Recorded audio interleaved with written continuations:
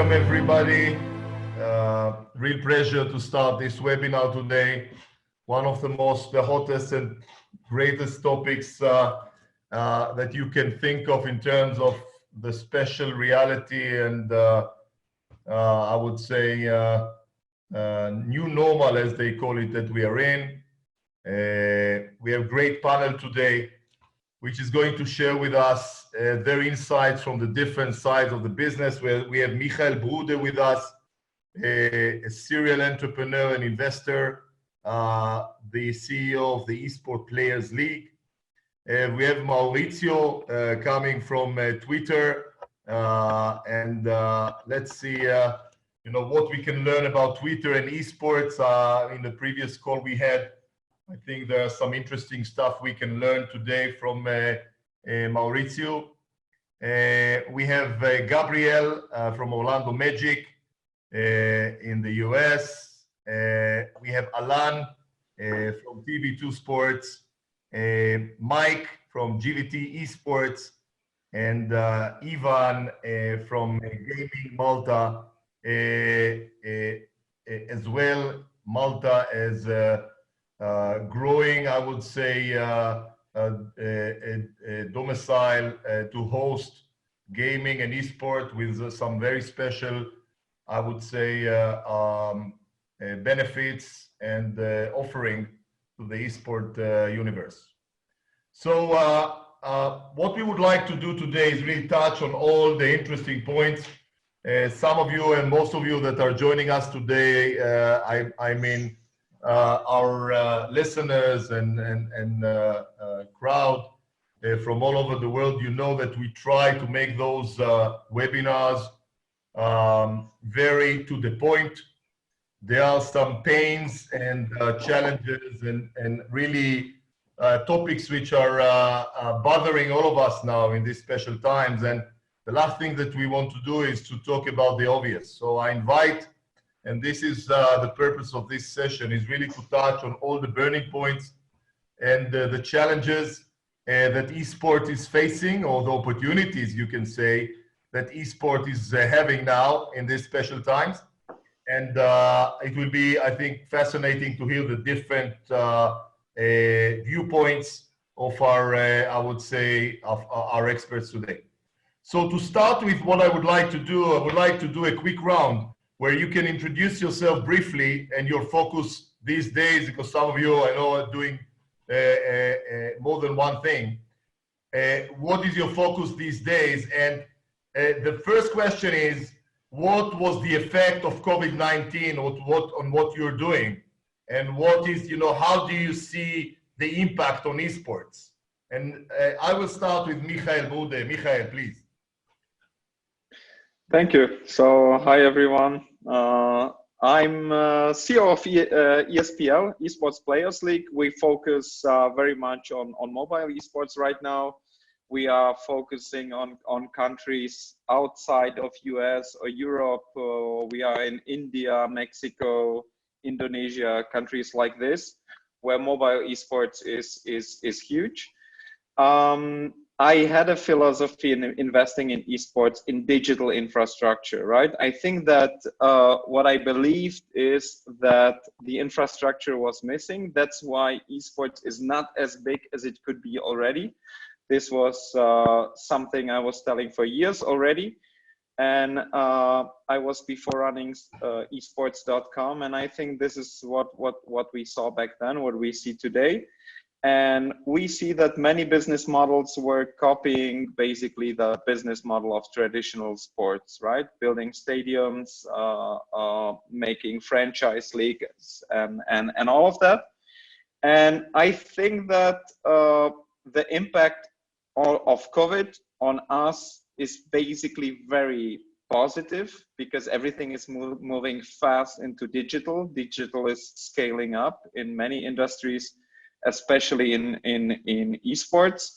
I see the negative effect on companies who were focusing on stadium tournaments, offline tournaments, in something what cannot be scaled up that easily. And everyone who is focusing on digital has golden times right now, because what we've learned, I'm invested in one social media app, and what we've learned, for example, that, and I can see it on myself, 2-3 months ago, I had problems to use Slack and Trello and all these apps because I don't simply have the time to deal with it.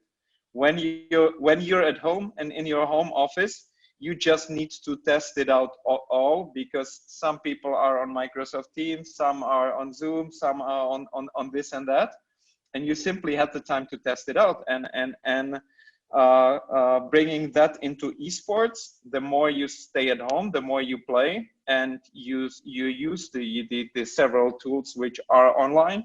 And I think this is what's happening. And to the esports industry overall, it's helping very much, because it will scale faster. I think that the offline part of esports was bigger than it should have been in the past. The online part of esports will be growing much faster now. And you know, Amir, that I was always telling you that I expect the esports industry to be at a 20 billion, 30 billion level in 5 years. And now this number can be reached faster.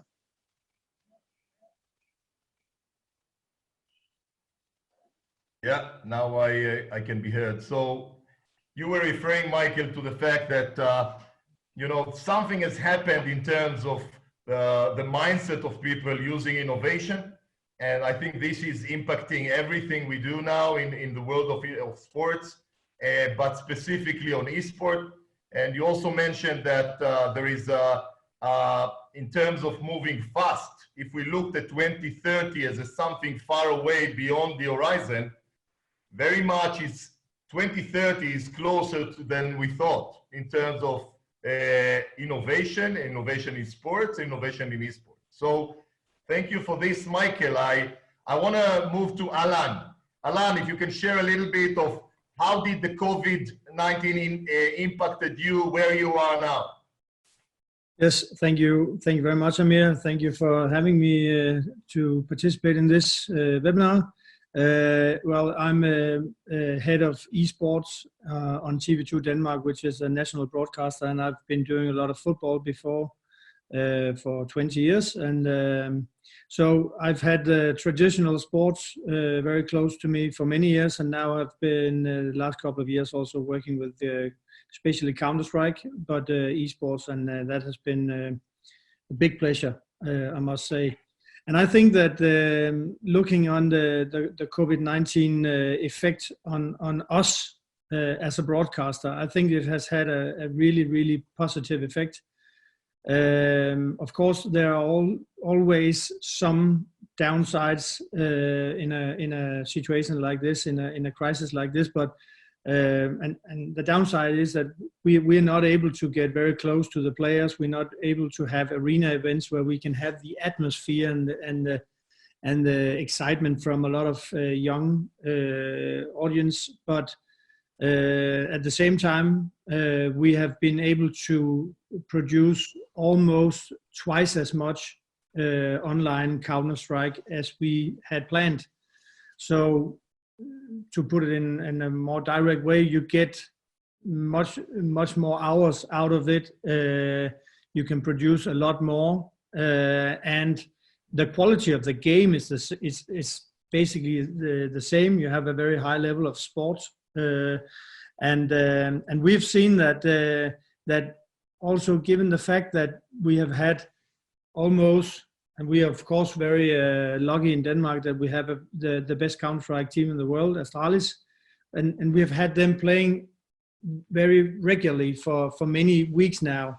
And we saw that this last week, Wednesday night in prime time on our channel, we showed Astralis game, and it was the best Wednesday night and the best Wednesday all day ever for our channel. So then that's 20 years old, our TV channel. So you know, COVID-19 has had a really positive effect on our Counter-Strike broadcast. And I think that, and I can get back to that also later, I think that one of the biggest upside is that we have actually had a lot of families watching together. I mean, kids and parents are sitting together watching this. So we are already trying to make it a more mainstream product, and that has really helped it out. Very, very interesting, Allan. Thank you very much. And this is starting to get me a bit worried, because in the last webinar we had top industry leagues from all over the world, league and clubs, yeah, and they're all being a little bit depressed by the impact of COVID-19. And here, obviously, we are all, we know that there was a big disaster in terms of, people lost their lives and everything. But in terms of the impact on esport, so far we hear that the impact on the industry was positive. And maybe we can have the same question with Gabriel from Orlando Magic. Thank you for joining us, Gabriel. Yeah, absolutely. Thanks for having me, guys. I think you're right? I think every person here is going to tell you the same thing. It's been, it's a sad situation, obviously, worldwide. Nothing that we want to be excited about, but when it comes to our industry, clearly it's been beneficial. Right? So, I'm not going to lie, it's not like nothing has changed. To Allan's point, we have a professional gaming studio as well. Our players can't get there anymore. At least they were just allowed back in it, so they had to compete, outside of it, which brought some different challenges. We had some events that were planned that we had to cancel or postpone, or so. We were impacted as well, just like everybody else. But at the end of the day, I think it is beneficial. I think they're, due to the beauty of esports is due to its digital nature.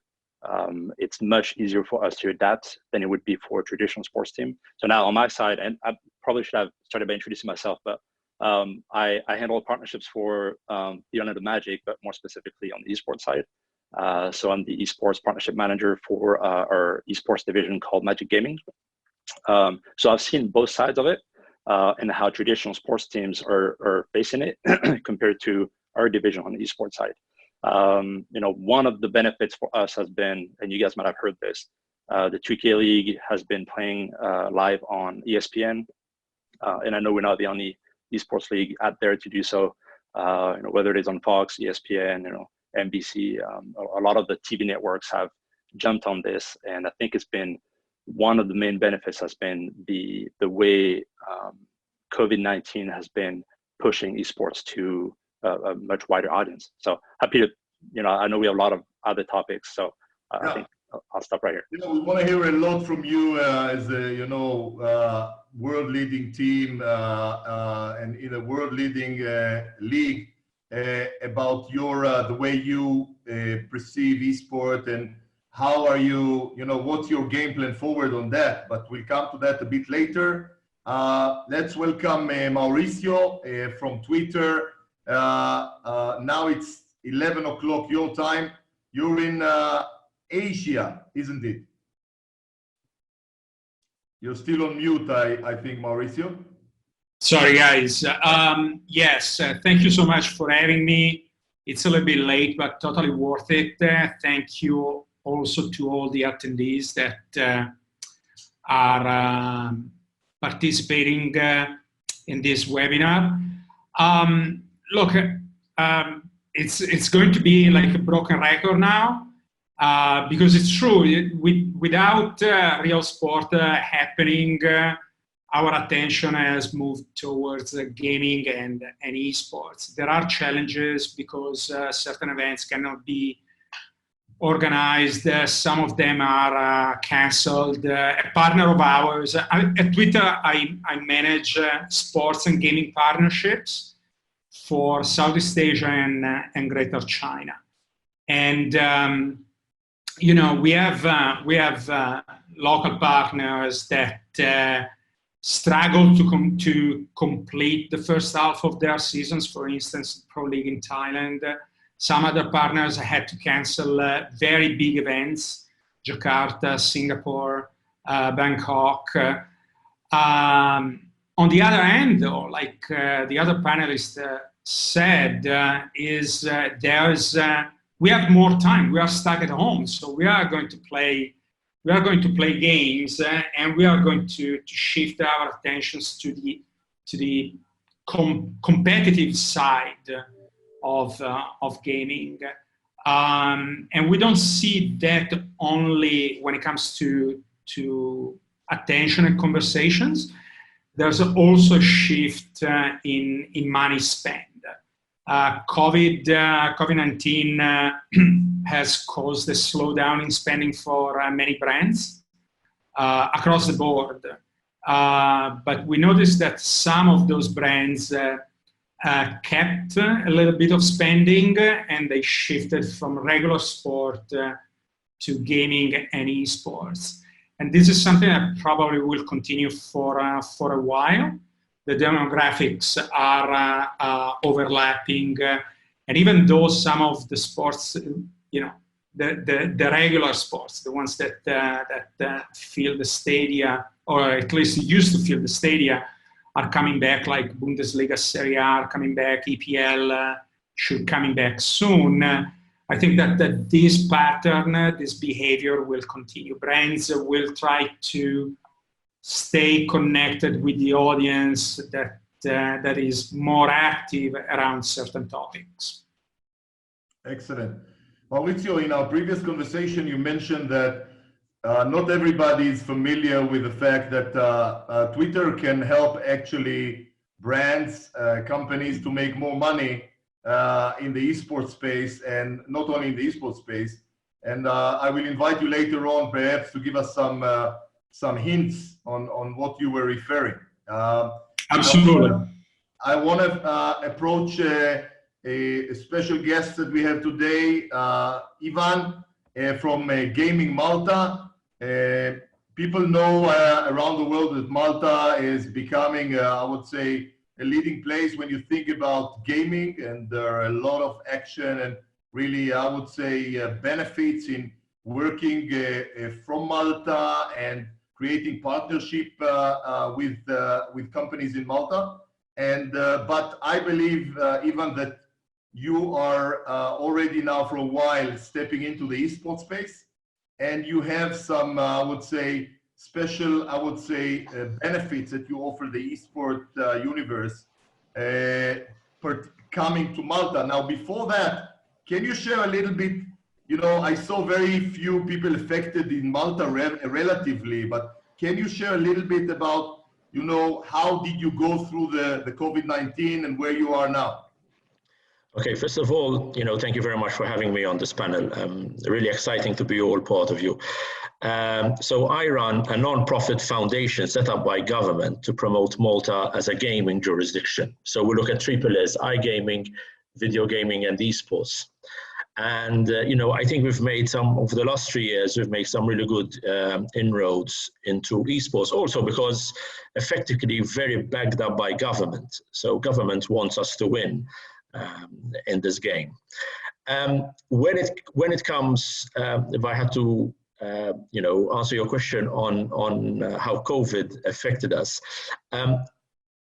Malta has I think passed, very well, really. Okay, we've had, we are now eased up restrictions also, so non-essential shops are opening, etc. But it affected us in a way that the day the Prime Minister announced the lockdown for Malta, we were about to announce that the ESL, or rather the ESL Pro League Season 11 was about to happen in Malta. So I was nearly in tears, guys. I had to call up our colleagues at ESL. Some of them were in Malta already. They had some of their teams at the airport waiting to board the plane to come to Malta, and effectively telling them, don't board the plane because you're going to be on lockdown, hotels are going to close, etc. So that was probably, something which, as a foundation and as government, we kind of worked on for 2 years. We saw it all vanish into thin air. The positive of it was that it turned, yes, into an online event, And the lesson that we learned from there is probably esports gave us the only window whereby Malta was actually being promoted, and millennials and viewers, and the viewers were record numbers, I believe. We're actually seeing Malta and and also what Malta can offer online, to the esports community. So it's been a bittersweet experience, I would say, a bittersweet experience, but something which we're learning about also. I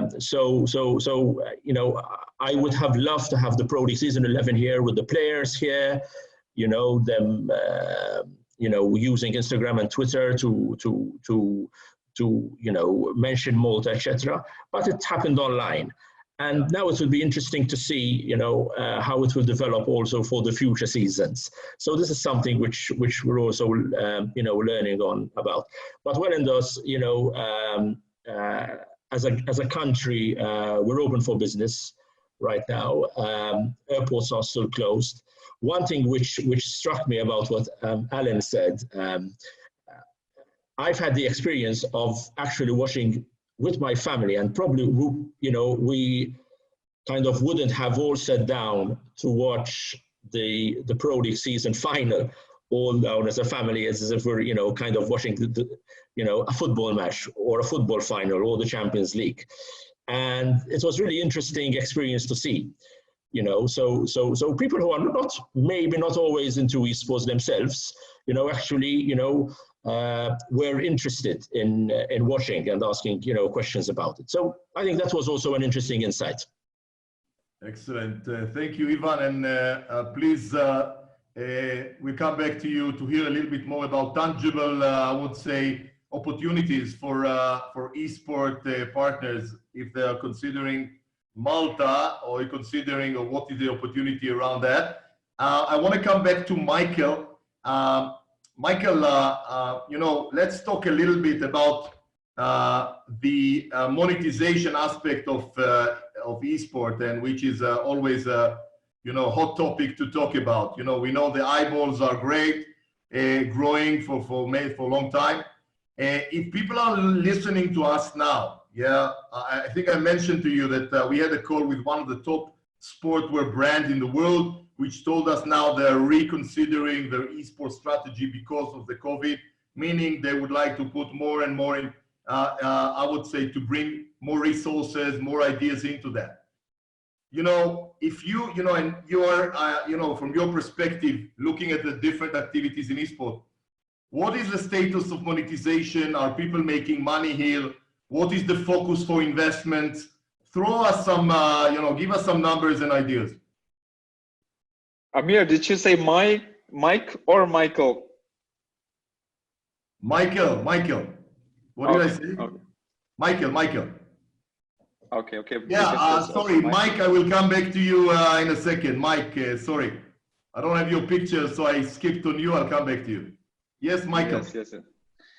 Of course, Amir, so what I think is we are basically still in the beginning of monetization. One of the big problems of the esports industry is that the companies don't make money yet, right? The companies making money are the publishers on the one hand, and the pro players on the other hand. Everyone else in the middle is basically developing the monetization strategy, lives from the potential how to grow, and this is of course a problem of the industry. What I believe is that the sponsor money and the promotion money is in front of the door, waiting to be used, but I think that the ROI expected in the industry is not given yet. The good opportunity in esports we have is, since it's all digital, traceable, we know who the customer is, I think completely new products needs to be developed. The way it was done in traditional sports, like having one logo here and one logo there, and maybe a little bit of product placement, it's not sustainable in the long run. And I think this is what this is not the reason we are using digital infrastructure.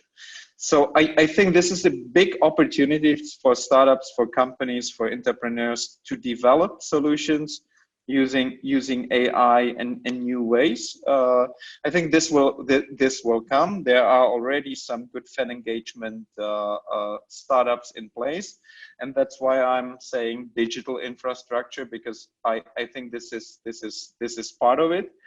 And looking at traditional sports and the money what was spent in the past, I think when the time is stopped in the second quarter due to COVID, everyone will rethink it, right? We were continuing and increasing the budgets all the time, and when you were putting money in a super Premier League club, millions of dollars. So when you did it the next year, basically it was not a mistake anymore. But when the time stops, you will rethink it. And we saw from many brands that they were asking for ROI by sponsoring esports, and they will ask for traditional sports. And that's why I think new business models will be developed, a completely new way how to monetize, how to present your product inside a stream, inside a tournament, how you really develop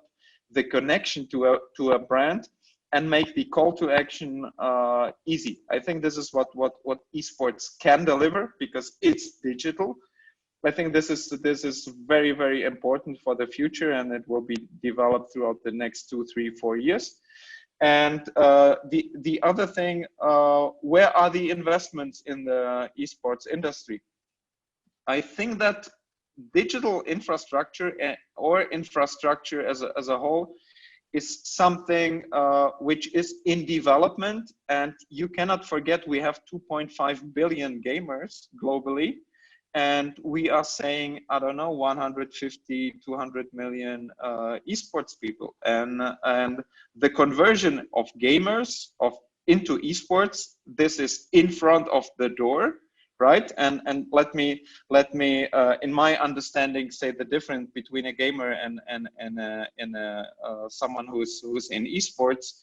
If you're playing, like compared to football, if you play with your friends in front of the door, football 3-on-3, occasionally, this is gaming, right? If you enter into a club and play a league, amateur, whatever, this is esports, right? And suddenly everyone is following esports. You can get prize money, and it's attractive. It's not like parents are telling everyone don't waste your time by playing.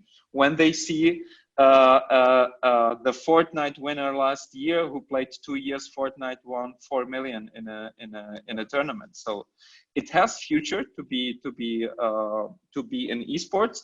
And I think that overall, due also to technological changes, that you have 5G and 4G everywhere, almost for free, this will open up the door. So if streaming and infrastructure, basically how to get into the tournaments, how to work through all the system, I think we cannot really predict how the esports landscape will look like, because many people will come up with new ideas, how to watch it, how to monetize it, how to increase the engagement, how to spend more and more time into the industry. And this is something we need to focus on. And what I'm saying is basically the online part of it is very, very important, because this is how the brands and sponsors and media and all can engage, because they see what's happening in the industry. They see who is in front of the screen. They can identify it and all of that. Yes. You said a lot of things, Michael, but I took mainly the idea that the esport is in a very, I would say, early stage of the growth in terms of the opportunities and where it can develop, and the infrastructure that now needs to be invested there to create the different platforms. and also the idea that relating to that, you're also leading and helping us put together the vertical of the esport in our accelerator now, where some of those great platforms and startups will be chosen from and selected. As you know, just to say a few words on this, we just marked the 1,000 numbers of startups applying for the Hype Global Virtual Accelerator. And out of these 1,000, the challenge now is to choose the best startups for our 5 verticals, which one of them is esport. And the other point you mentioned is that the online part of this is going to be bigger and bigger, and the virtual side of this. And I think this is why I think this accelerator, was overwhelming in terms of number of startups, number of partners that joined it, and the potential of the online side of the esport game plan. So thank you very much for this. Now I want to come back to Mike Dickman. Apologies for skipping you earlier. We don't have your picture, but we have your face as your sound. Mike from Gfinity Esports. Yes, Mike. Hi, Amir. Thank you. And yeah, apologies. My my graphic hasn't managed to make it onto screen. I'm down in the depths of rural England, so the internet connection is a bit dodgy here. So I have to choose. It's either picture or sound. So I thought you'd prefer to hear my voice and not see my ugly mug. So that was the decision. See your picture in the on the front picture here. So all good. Oh, excellent. Well, yeah, look, thank you for having me. So as you guys can see, so I head up brand partnerships primarily at Gfinity. So, and my background is actually in traditional sports. So much like Allan and Gabriel, I've had a lot of exposure in that world. I ran a commercial team at Manchester City for 2.5-3 years, focusing on sponsorship. And that's where I got my initial exposure to esports. So Gfinity as a business, we've delivered sort of end-to-end solutions across the online and offline esport formats for a long time. But particularly during this crisis, what we've found ourselves focusing on is the deep relationships that we have with some of our sports rights holders. So playing very much into the space where my experience is, we've been looking at solutions and how to spin up virtual sporting tournaments and also offer sort of unprecedented access to some of those star athletes and characters that exist in the traditional sports ecosystem. Now that we have an opportunity, given they're all at home and have free time and aren't training, we're getting a lot of access to these guys and girls to produce sort of online products and content broadcasts. So under normal circumstances, we were already the sort of exclusive provider of Formula One esports competition and also the Premier League here in England.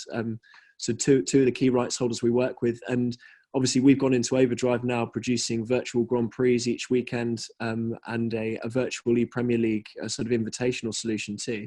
Now, what's really interesting about the Formula One and the way that product's evolved is that it's not just the Formula One drivers themselves that are streaming in to take part in that, but also other celebrities like Ian Poulter, the golfer, or Chris Hoy, the Olympic medalist, or Liam Payne from One Direction, and other characters that love the Formula One game and love gaming, who are wanting to be part of those virtual Grand Prix. And what we are seeing is we get amazing moments of interaction between these personalities, which we're not used to getting. And I think I was saying to some of my colleagues here on the panel the other day that, we've seen the success that platforms like Amazon and Netflix have had with the insights that they provide behind the scenes to sporting stars. Well, I think, during this COVID period, it certainly provided us with the opportunity to use gaming as a platform to gain those insights into those characters and use those athletes and stars in broadcasts and really benefit from the crossover proposition. So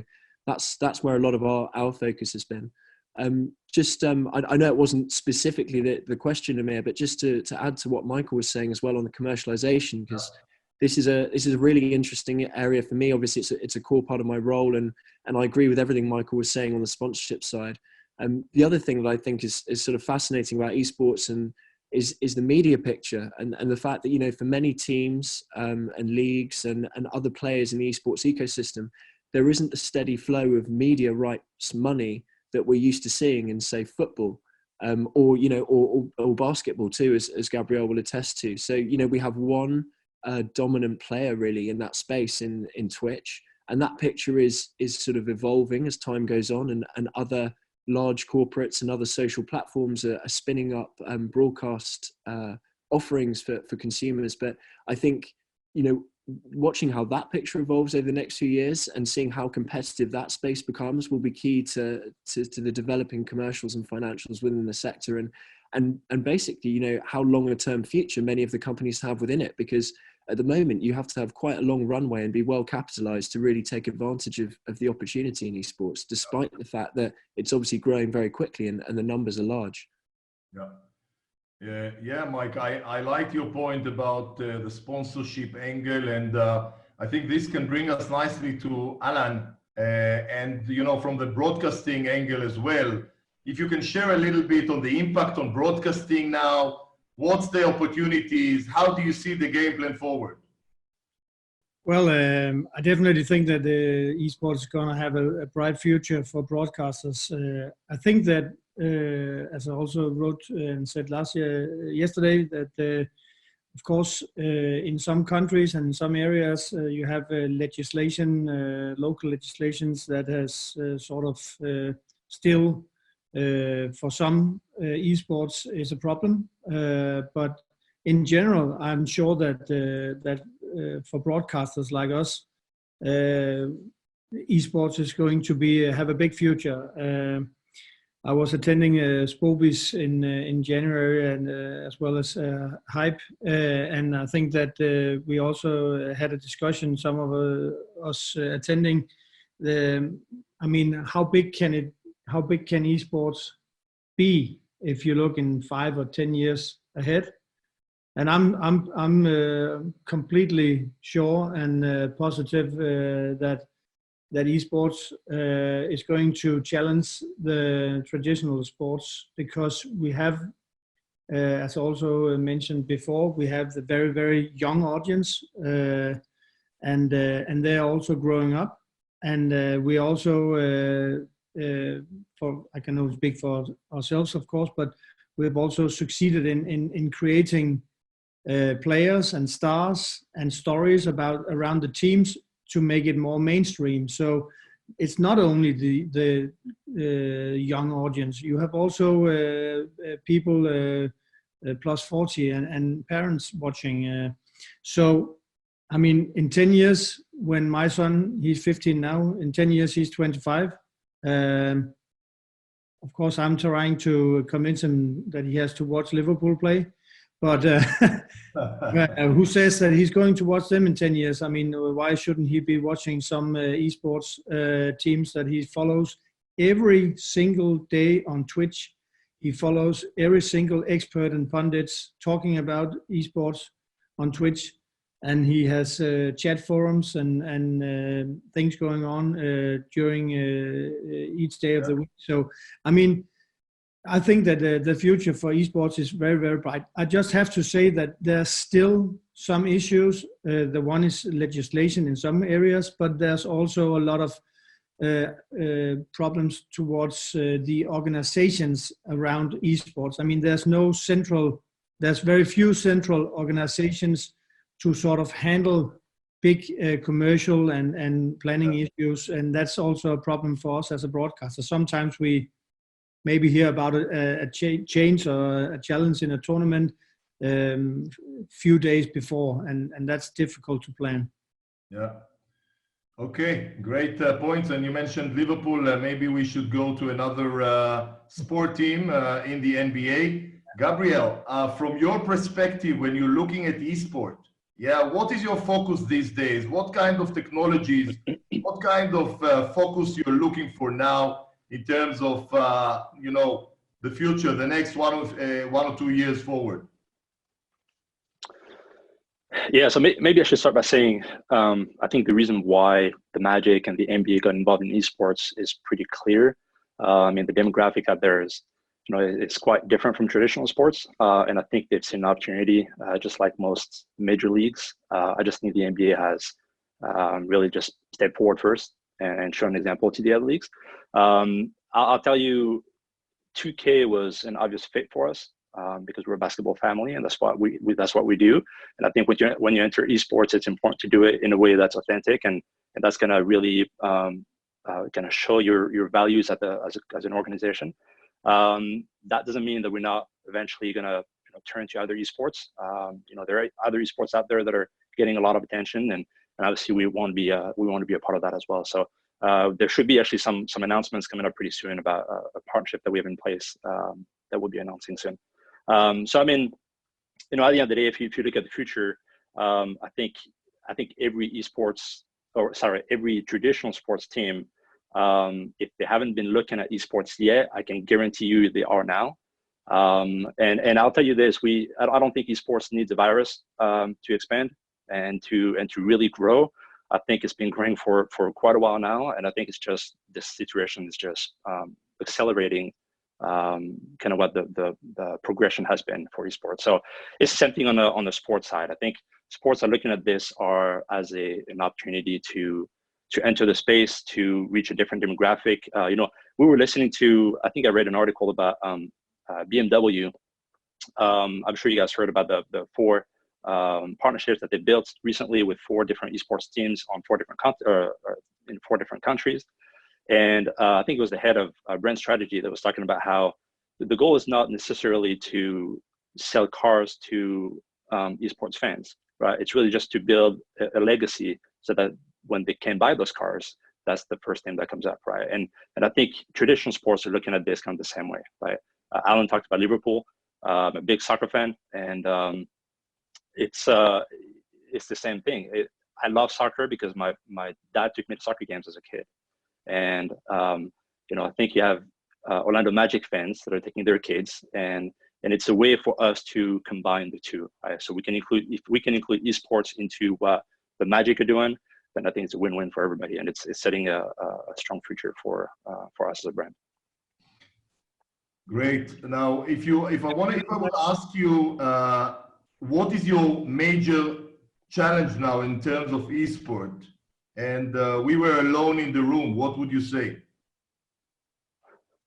I think, and I don't know if it's for, I'm sorry? The major challenge as far as esports for a sport team.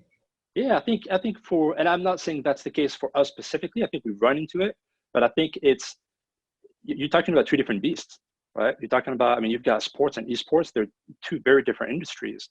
And I think a lot of esports or traditional sports teams, they look at this and think, oh, how hard can it be? Right? I can probably just jump in, give whatever we had planned to our current sports team, and then hopefully they're just going to run with it and make it work, right? I know when we started the Magic, we actually saw this as an opportunity to go the other way, which was we understand we're a traditional sports team, and for us to succeed in esports, then we have to understand what esports is about. We have to hire people who understand esports, right? And so I think we've seen a difference in the way the Magic have been doing this compared to maybe other NBA teams out there because of that reason. Right? So I think I would say that's probably one of the main challenges I can picture coming up with other traditional sports teams. It is a different industry, and the way you approach it, the way you market it, the way you approach sponsorships for brands. Not everything's going to work the same way. So you just got to make sure that you understand what the space is like. Yeah. So what I'm taking from this is that there are so many ways and routes you can choose as a team in terms of strategies on esport, that it's not always straightforward which strategy you choose as a team. Yeah. Okay. Thanks for this. And I want to come back to Maurizio. You mentioned in our previous conversation that not many people are familiar with the fact that there is a lot of monetization that people can do on esport, and obviously not only esport with Twitter, but maybe you can share with us some information that we can make our audience I would say more knowledgeable on how to use your platform. Yeah, thanks for setting me up with this topic. It's true. Not many people know that you can actually monetize your own content on Twitter. In fact, part of my job is to actually explain my partners that there are these opportunities. So that's why they should be using Twitter to begin with, right? Not only to break news or talk to their audience, but also because the content that they publish is valuable and can be monetized. When it comes to my vertical, sports and gaming, the idea is always to identify two paths. One is the content that every day gets published, and the content that allows my partners to establish a relationship with their audience every single day, and monetize that through a program that is very much similar to YouTube. The only difference is that we do not allow everyone to monetize. There's always a vetting process. And we do this because we want to make sure that the brands that trust us with their money, they always find good quality content. So there's not a match, but let's say that the brand X decide to invest in gaming.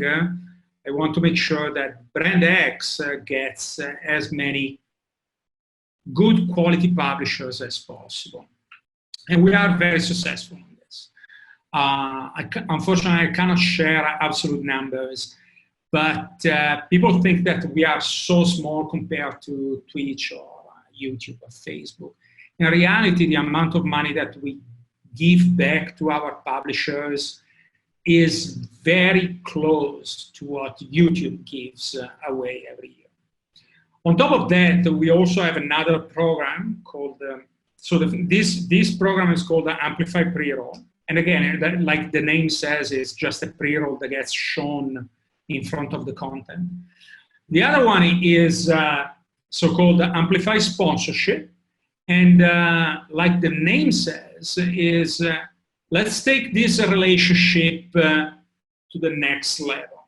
Instead of just dating, let's get married. Let's find a way for a brand to be associated to that specific content. Now, whether it's clips from UEFA Champions League, or whether it's clips coming from some of my streamers in Singapore or in Thailand or in Indonesia. The idea here is, dear brand, what is that you want to do? How do you want to connect with this audience? And look at this high quality content that we can build only for you. We can carry your message thanks to this content that gets published according to your needs. And this is really the next step, right? We are not talking about, to use a metaphor from the regular sports. It's not just a bunch of digiboards at the stadia, that every once in a while they change banners, they change the brands, and so on and so forth. But this is really, what can we do? Do you want the front of the jersey? Do you want a special message? Do you want to have an activation with the players? And so on and so forth. Gabriel talked about BMW signing a deal with several teams, several esports teams. One of them is actually T1, and we work with them. We are really in the planning phase of saying, okay, how do we activate now these sponsorships? Sponsorship that they find and sponsorship that we find. This is a combination of efforts. Our sales team go out there and trying to find brands that might not have thought of being connected to gaming and esports, but now they find a way of of being connected to an audience that is extremely attracted to what's happening. The difference between us and YouTube and Twitch and whatnot is that maybe people are not on that topic every single minute. But when something is happening, all of a sudden, the whole community comes to that place. When Fortnite stopped, finished season 10, and all of a sudden they put up the black hole for 24 hours. At a certain point, we had 15 million concurrent viewers. I mean, totally out of the world. But how did that happen? Because people started talking about it, right? They found this trending, Fortnite game, hashtag Fortnite game, and it's like, let me go and check what's going on. And these are the kind of opportunities that we are giving to our sponsors. We are not looking at keeping the audience at 24/7 on Twitter. Please go and do whatever you have to do. But when things matters, that's the best way for you to leverage a captive audience, because this is the experience that you have on Twitter. This is one example. I'm sure there are more. Maurizio, thank you very much for that, and I will come back to you and to all very soon with a request for your prediction about where the esport will be in 5 years' time. But I want to come back to Ivan, GamingMalta. As I said earlier, Malta for me was the place for gaming, but esport, what's a story about esport? And, if people are listening to us, whether it's esport players, brands, partners, potential partners, what is the game plan? What is what's so special about Malta that people should consider coming to Malta, setting businesses in Malta? What's the offering? To be direct. Okay, no, very simply, the same success which we had with the iGaming business, we're looking to replicate that on the video game development on the esports front. So basically, we have a very clear North Star. We want to be home of gaming excellence. And I underline home because people feel comfortable at home, people feel their friends, at home. And so we're not a hub, we could be a hub, we could be a center, but rather we're a home. So basically, we're a welcoming nation, very pro-business government also. And these are the ideas that we always actually, wanted to evolve. When you're looking at,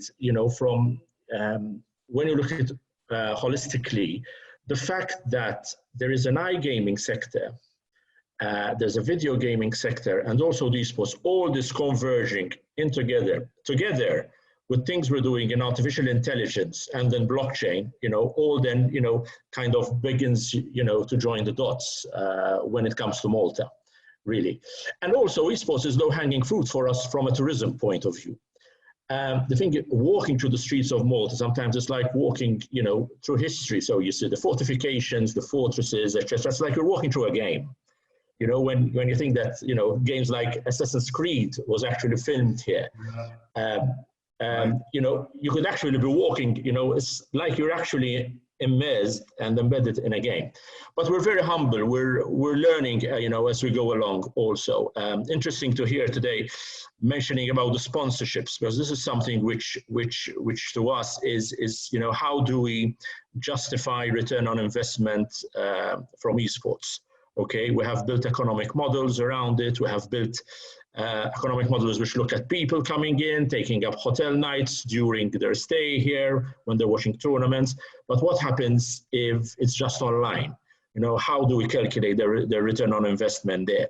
So this is, I wanted to point it out because it's also, very much, top of mind on ours. And I honestly say, I don't think we have cracked it yet. But we'll keep on working to it. So the fact is that we see it as one whole umbrella thing under a pro-business approach. There's a very nice lifestyle here. There's the sun, the sea, and I can imagine teams coming here for boot camps, and and also they could come we have a lot of young people who come to Malta to learn English. So why don't they come here, learn English and learn esports at the same time? You know, but then again, the most important thing is the educational side, Amir, and this is what I want to maybe touch upon today. Is from day one that we launched our esports vision, we've always made sure that we incorporate, when there are live events in Malta, education about esports. So we get esports athletes from Europe in talking to students, in talking to schools about esports, how they prepare themselves for a game, about the nutrition requirements, you know, that basically they have to prepare themselves like any other athlete. So we're out there, you know, going out on an outreach program with the educators, with the schools, with the students, etc. And I think that is, you know, very, very, very important. We would fail miserably if we don't get the educational part of it, you know, correct. I would say there's a bubbling esports ecosystem here. Okay, so we've got a number of companies, esports companies here, doing their tournaments both offline and online. And, you know, we want to continue encouraging that. And what we don't want is that we do something which is not sustainable. So we want to build our local heroes, we want to build our local ecosystem, and doing it in a very sustainable approach, a very long-term approach. We're very clear with our ambitions. So we said in 10 years' time, video gaming and esports should account for 1% of GDP over the next 10 years. Looking at video gaming and esports together and looking at 2,000 employees within that, because it brings also, what's interesting is the cross-transferring of skills from the iGaming sector into the video gaming sector and into, you know, the esports sector. Also because you're training students in live events, you're training students in production, you're training students in social marketing. And all this then becomes very interesting and it expands, you know, into an ecosystem. So, you know, that's the way we're pushing. But once again, I say that we're extremely humble. We're learning and even, you know, getting to know people like you. And we ask a lot of questions. And there isn't a silver bullet, I think, really. But really, it's, as I said, a sum of all the parts of us, you know, to actually get there. Ivan, I like the harmonic and holistic approach, and obviously you know, I already was in my mind in Malta, you know, walking around the streets there with your description. So thank you in these special times for taking us for a tour for a couple of minutes outside of our lockdown or semi-lockdown, whatever it is. I want to start wrapping up with asking you about your, I would say, bold prediction of the future. We already had some ideas. Mike, Dickman, I will start from you, from Gfinity. You know, if we're looking, you know, you mentioned that you worked before from Manchester City. And I think I asked one of our partners in the esports space about the future, and you know, he said that unlike what's happening now, where the traditional sports team are owning some of the esport team, it will be vice versa. So the esport team will own Manchester City or whatever. Yeah, maybe it's totally crazy, but what's your thoughts, Mike, in terms of 5 years from now? Where are we going to be? You know, give us some bold predictions. Let's play a game.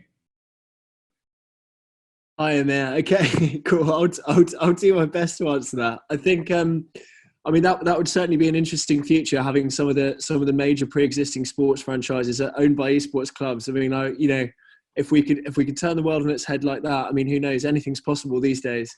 I think, you know, I think one of the things that I think will be really key to where esports goes and where the power lays and how big the commercial picture gets for esports is back to Michael's point around the gaming and esports audiences, and is esports able to unlock the gaming audience and almost cross over to being an everyday entertainment proposition? I think, you know, everyone on this panel will agree that there are certain esports games that are quite, there's quite a high barrier to entry. They're not that easy to understand. If you log on and you look at, a League of Legends match, you're not instantly going to get it. It's not consumable for someone that doesn't already have an experience of gaming.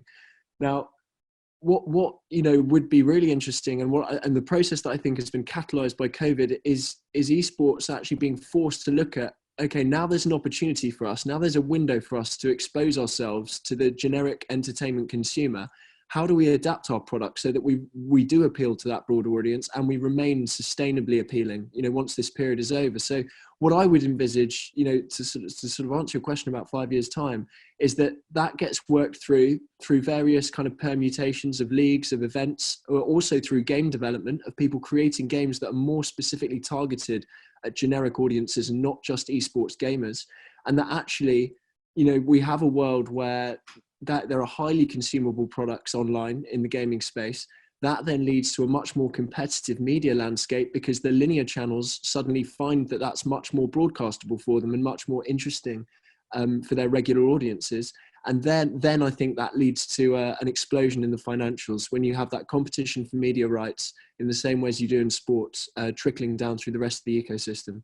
So obviously there's a lot to unpick there, and that's very high level, but that's that would be my kind of blanket statement on that, or thought. That's great, Mike. Thank you for this. It's a good start. We want to do a quick round now, like even one sentence, just for the time that we left. Michael, your prediction for the next 5 years? Yeah, I think I like what Mike said, but just if you want just one sentence, I think we are coming into esports 2.0. I think that what we think today esports is, this will be new. I think we will see a completely new platform winning the game and do a new experience. So I think that Twitch and Twitter and all these platforms remain successful, but I think we will see a new surprise. And I think what I mean by esports 2.0 is I really believe that mobile esports will be going through the roof, and streaming and this experience will change it a bit. The way we look at esports right now will be different. So I call it simply esports 2.0. Michael, you got our attention as always, but we'll keep some for the next webinar, I guess. I have some questions coming in. I won't have time to get to all of them, maybe one in the end, but people are asking startups if they can still register for the Global Virtual Accelerator. Unfortunately not. We've closed the registration on Friday, but yes, clubs, brands, partners can still join us, or mentors.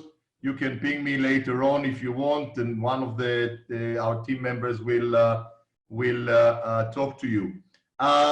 Same question, Allan, 5 years from now.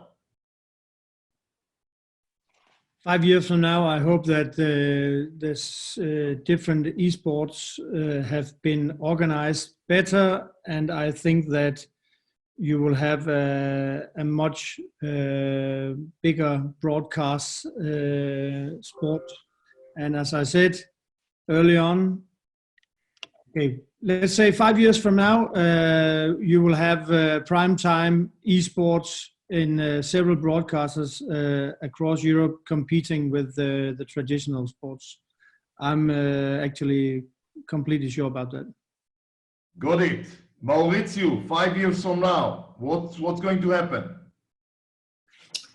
I know that Michael already said that. I'm in agreement with what Mike said. If the industry continues progressing and there's better offering and there's more value for media rights, then it will become something that is worth put on TV consistently, and that will create. I wouldn't call it competition, but at least there will be variety. This is a challenge. Now, whether it's going to happen or not, I'm just too much of a wuss to say that it's going to happen. Definitely, it's going to stay though. Thanks to this, the technology will allow the growth of gaming and esports as a consequence, and there will be more opportunities for everyone across the whole value chain to start actually collecting some revenue. Because like Michael said, right now only a couple of parts of this equation are strong, but over the course of the next 5-10 years, things will improve. Excellent. Maurizio, thank you very much for that. We do have a question from a student, which I don't want to leave unanswered, and this is for Ivan. It says, it's a guy called Matthew. Great to hear Ivan highlighting the importance of education in esports. What advice would you give to students to educate themselves on esport? And what kind of skills are you think students should be looking to learn, develop, to set them up for the career within the esport industry? Okay, thank you, Matthew, for that question. I am not an educator myself, but I'm a learner. I would say I'm a constant student. I think I would quote Satya Nadella here from Microsoft, right? And he says, we are not in the business of know-it-all, but we're in the business of learn-it-all. So we're constantly learning. And I think that's also the spirit one should go in, on the esports front. Well, I would say tangibly learn social media and how to use social media. Learn also about, the importance of eating well and nutrition, etc. And also on production skills. I mean, there's a lot of all the behind the scenes which make, and Allan probably here is more of an expert than me on this, of what goes into creating an esports event. So really very much already careers which are already there, but maybe more focused on the esports side of things. Excellent. And Ivan, your prediction for the next 5 years, obviously it probably will have something to do with Malta. Yes. You will all be here in Malta. Okay? No, I would say 5 years, pole prediction. I think we should stop talking about esports as a phenomena, and it will be a way of life. It will be, the business would have really, matured, and we need to get there. It's always constant because there's this esports phenomena, etc. I think the industry will grow beyond the phenomena phase, and it becomes a real, mature industry with the right also key performance indicators and with the right return on investment. The most important thing is that the fans will continue to be engaged and they get the best sporting experience, because the fans and the community are what underlines the sports, and we should all go as stakeholders, we should really be on a mission zeal to ensure that what the fans get is the best. Amir, can I comment on your question? Just a very short comment. Please. Yeah, I think that it's a very good question, Matthew, and I think that my advice for young people who are trying to find an education towards esports is also that I also think that Gabriel talked about it. You have the audience and the atmosphere, and you don't only have the audience in the arena, you have the audience all 7 days during the week. If you're able to tell a good story, if you're able to know about social media, as Allan also said, you have the ability to create a really, really good community. We have big community platforms already, Twitch and Facebook, Twitter, etc. So if you are good at telling stories and telling stories which can bring viewers and streamers close to the players and the teams, I think that would be a good way also to enter the business. The art of telling stories, I think, is useful for anything we do. And to wrap up the story, the last but not least, Gabriel, where are we going to be in 5 years' time, and especially from the NBA angle? Boy, from the NBA angle, I can tell, just like I think any other major leagues out there, they're going to keep pursuing esports. That's a given. I mean, there's no reason to, when you see how big this is getting and how much, you know, the traditional sports are getting out of this, there's no reason to, you know, go backwards. But I'll tell you, to make it short, in my opinion, and I think Michael talked about this a little bit, I think mobile gaming is where it's at. I mean, you look at, you know, if you look at numbers, I think just in 2019, I think mobile gaming alone brought in more revenue than, I mean, I think it's like twice as much as PC gaming and 4 times as much as console gaming, right? So I mean, and so I'm not. It's not like I'm a, you know, I can predict what's going to happen in the future, but if I had to put my money on something, I think mobile esports is going to go mainstream. And I think with the advancement of technologies and 5G, and it's a clear path. That's my take.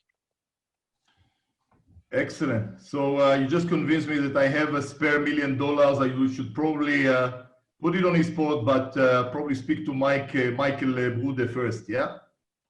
Yeah, or give it to me and I'll take care of it for you. Okay. Good stuff. All right, guys. I want to thank all of you. Thank you very much, Michael, Mauricio, Gabriel, Allan, Mike, Ivan. Thank you all. I think it was, you know, it was cool. I think people will get tons of ideas and value from that. And thank you very much for your participation. Looking forward to see you in the next Hype webinar and in the global, taking part in the virtual global accelerator starting next month. Very exciting times. Speak to you soon. Thank you. Good evening, good morning, wherever you are. Bye. Thanks very much. Thank you, Amir. Thank you, guys. And thanks, everyone. Bye-bye. Thank you. Thank you. Bye-bye.